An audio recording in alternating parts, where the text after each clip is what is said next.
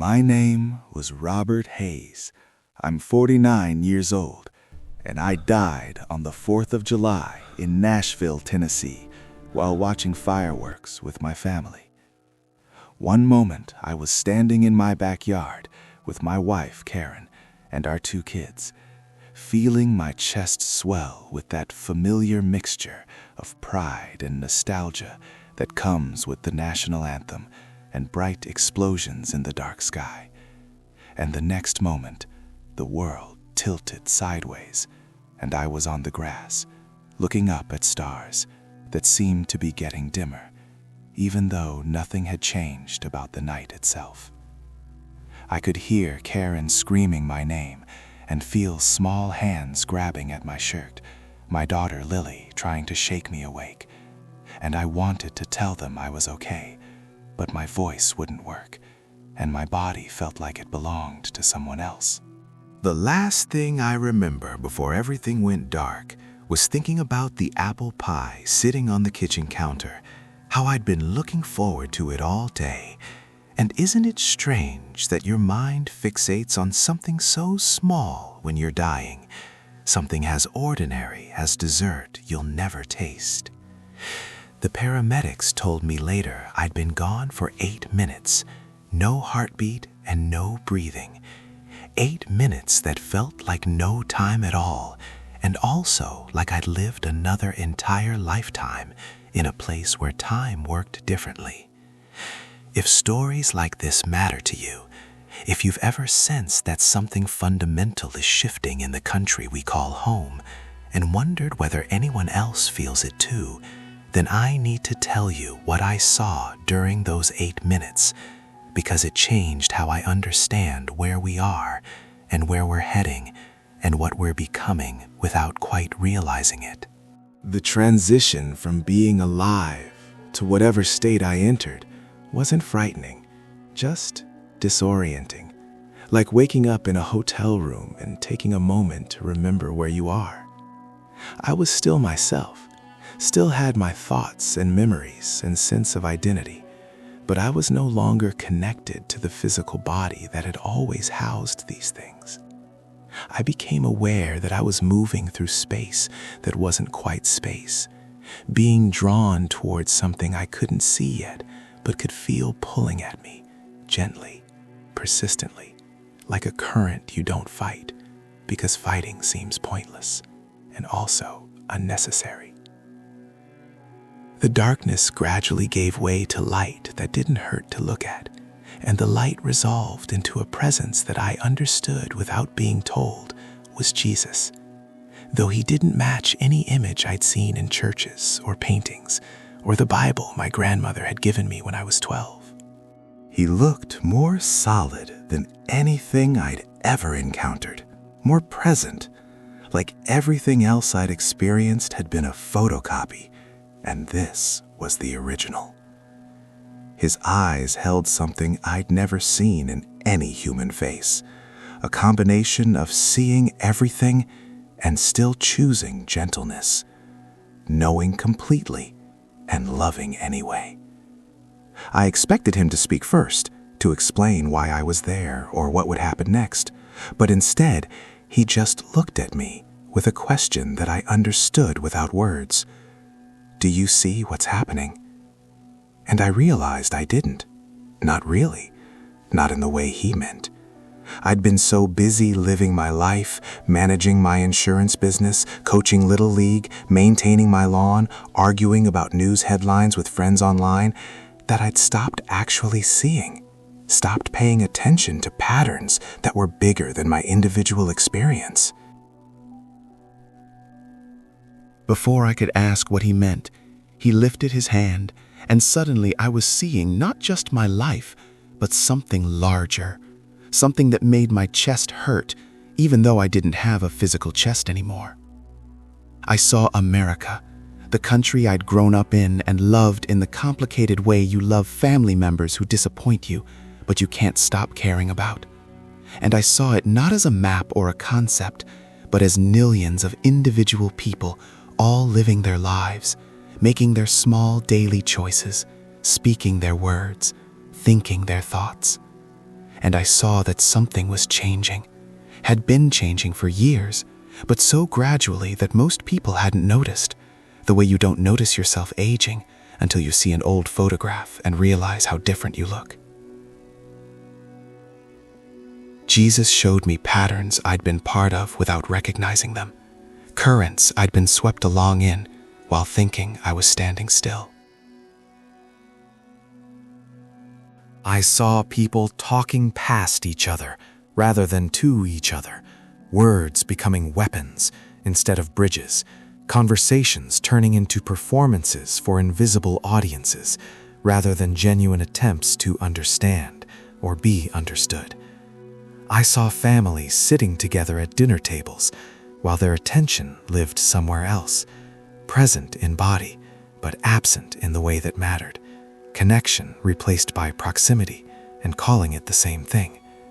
I saw neighbors who'd once known each other's names becoming strangers who just happened to live on the same street, people retreating into smaller and smaller circles of the like-minded, building walls they claimed were boundaries, and boundaries they claimed were self-care, but that were really just fear of being challenged or uncomfortable or wrong. And I saw that this wasn't happening because people were bad or evil or intentionally trying to destroy something precious, but because they were tired, overwhelmed, afraid, and the small choices they were making to protect themselves were adding up to something larger, something that looked like a nation forgetting how to be a nation, a people forgetting what had made them a people. Jesus didn't say any of this with words, just showed it to me in ways that bypassed language and went straight to understanding. And the understanding hurt, because I recognized myself in what I was seeing, recognized the choices I'd made, the conversations I'd avoided, the people I'd written off, the walls I'd helped build. If you feel there's more to understand about what's shifting beneath our feet, about what we're participating in without quite seeing it, then stay with me, because what Jesus showed me next made me realize we're all part of this, whether we acknowledge it or not. He expanded my vision, and I could see deeper patterns, historical currents that had been flowing for generations and were now reaching a critical point. I saw how prosperity had gradually shifted from blessing to entitlement, how freedom had transformed from responsibility into license, how individualism had morphed from healthy independence into isolation disguised as strength. I saw people confusing comfort with happiness, confusing having opinions with having wisdom, confusing being informed with being bombarded by information designed to provoke rather than enlighten. I saw how fear had been weaponized, how outrage had become addictive, how certainty had replaced curiosity, how complexity had been flattened into simplistic narratives that made people feel good about their side and righteous in their contempt for the other side. And I saw that both sides, all sides, everyone convinced they were right and everyone else was not just wrong, but dangerously wrong, were participating in the same pattern of dehumanizing those who disagreed, of seeing opponents rather than fellow human beings struggling with the same basic questions about how to live and what to value and how to make sense of a world that kept changing faster than anyone could fully comprehend. What broke my heart was seeing how this was affecting the children, kids like my own, who were growing up learning that this was normal, that hostility was how you engaged with difference, that surrounding yourself only with people who agreed with you was wisdom rather than weakness, that being certain was more important than being curious, that winning arguments mattered more than maintaining relationships. I saw them learning to perform outrage, to measure their worth by likes and shares, and whether they were on the right side of whatever current controversy was dominating attention, to see the world as us versus them, rather than as we. And I saw that they were learning this from us, from adults who'd forgotten how to disagree without demonizing, how to hold convictions without holding contempt, how to be certain about some things while remaining humble about how much we don't know. Jesus showed me something about what we were trading away without realizing it. Small erosions that seemed insignificant individually, but were accumulating into something that looked like the slow collapse of whatever held us together. I saw people choosing comfort over truth, choosing outrage over understanding, choosing the satisfaction of being right over the discomfort of being challenged. I saw them curating their information sources to reinforce what they already believed, blocking or unfriending or dismissing anyone who complicated their narrative, building echo chambers and calling them truth, living in separate realities that barely overlapped and wondering why they couldn't understand each other.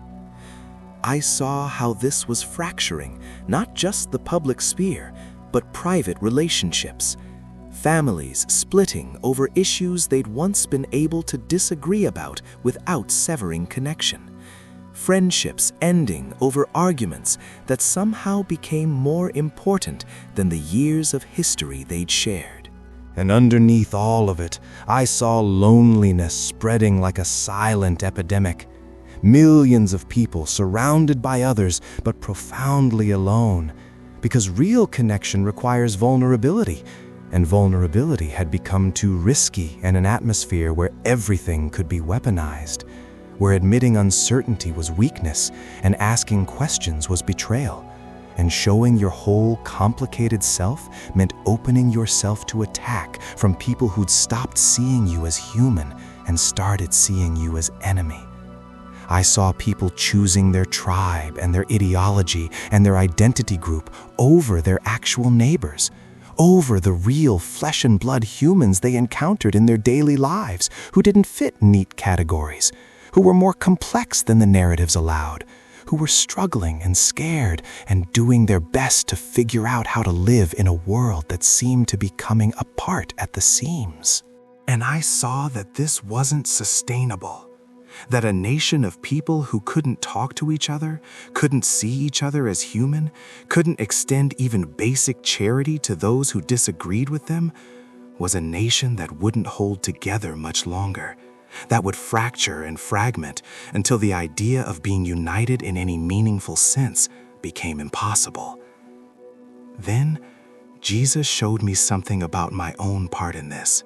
The ways I'd contributed to patterns I was now seeing from outside and recognizing as destructive.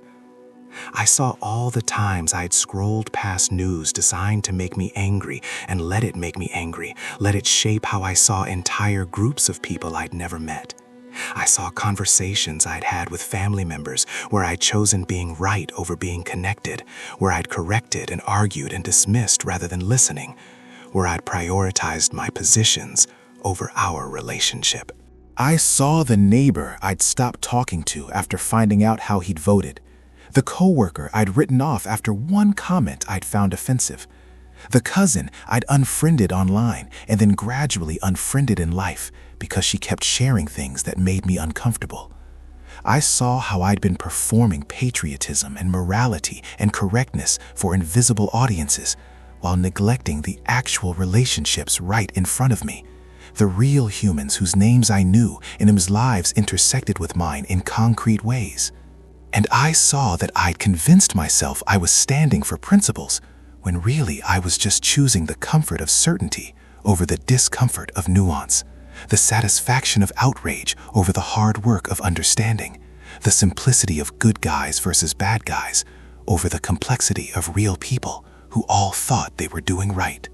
Jesus didn't need to say anything for me to understand that this was the real crisis.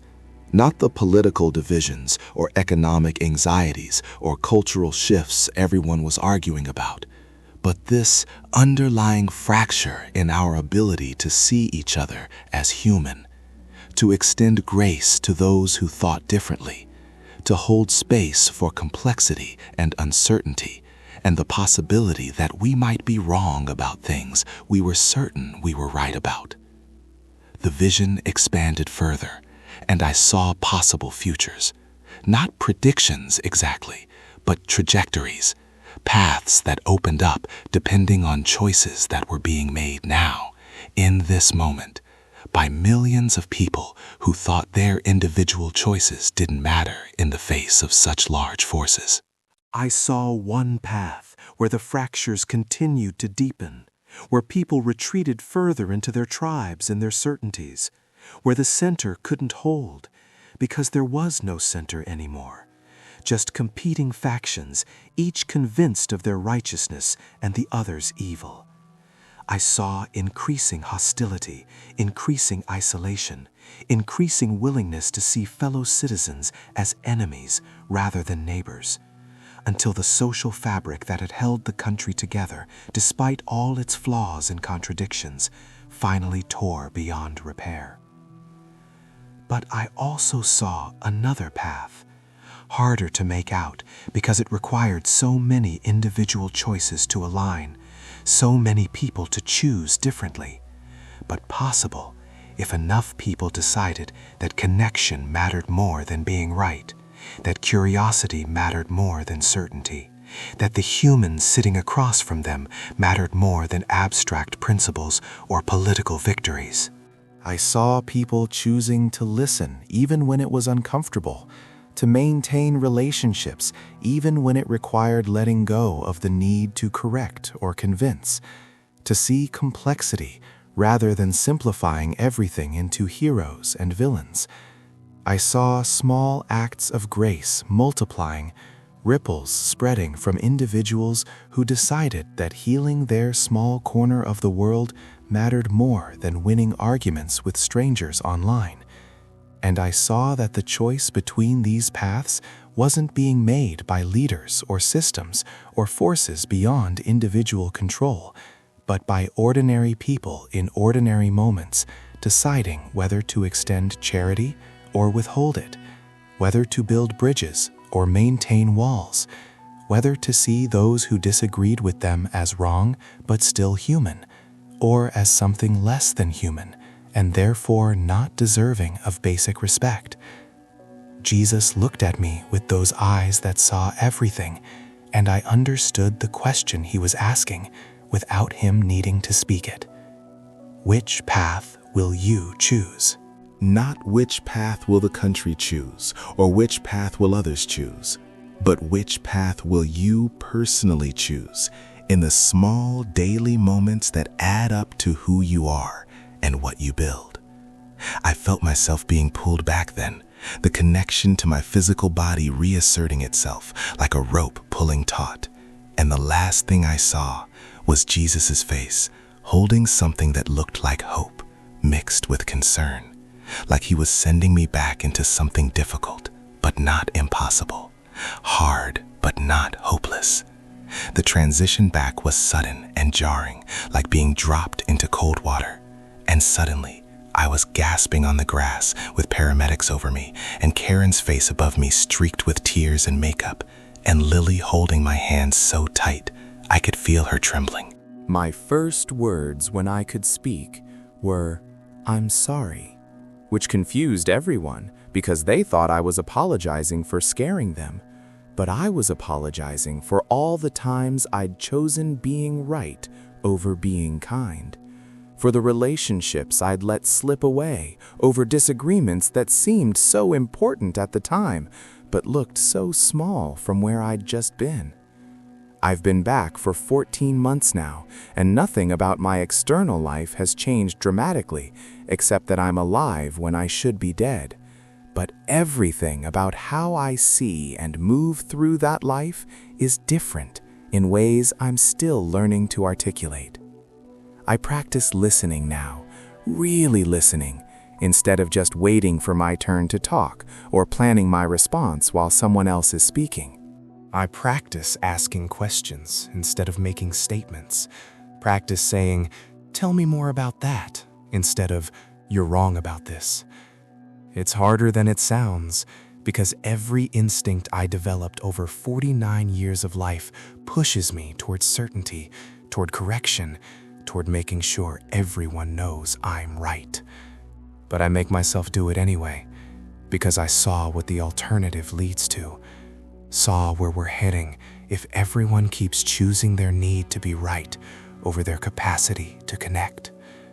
With Karen, I'm trying to be more present, to put the phone down when she's talking, to prioritize our actual relationship over my online performance of having opinions about things happening far away to people I'll never meet.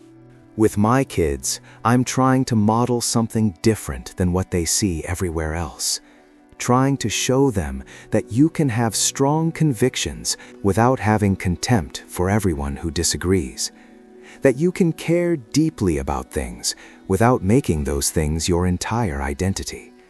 That uncertainty isn't weakness, and changing your mind isn't betrayal. And people who think differently aren't necessarily evil or stupid or irredeemable.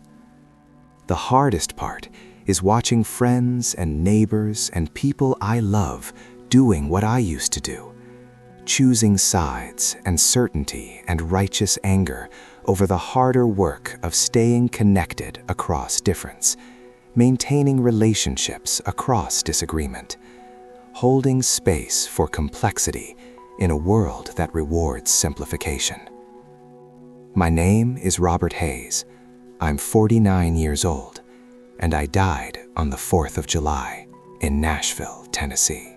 What I saw during those 8 minutes changed how I understand what's happening to the country I love, how I see the small daily choices we're all making that are adding up to something larger, something that looks like forgetting how to be neighbors, how to be citizens, how to be humans together despite our differences.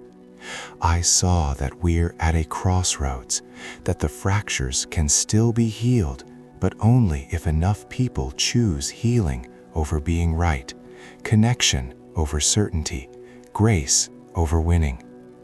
I came back different, trying to live into that choice in small ways, in daily moments, in the conversations I have, and the assumptions I question, and the space I try to hold for people whose views make me uncomfortable. And I wonder sometimes, watching the news and scrolling through social media and listening to how we talk to and about each other, whether enough people will make that choice before the fractures become breaks, before we've gone so far down the path of division that finding our way back becomes impossible.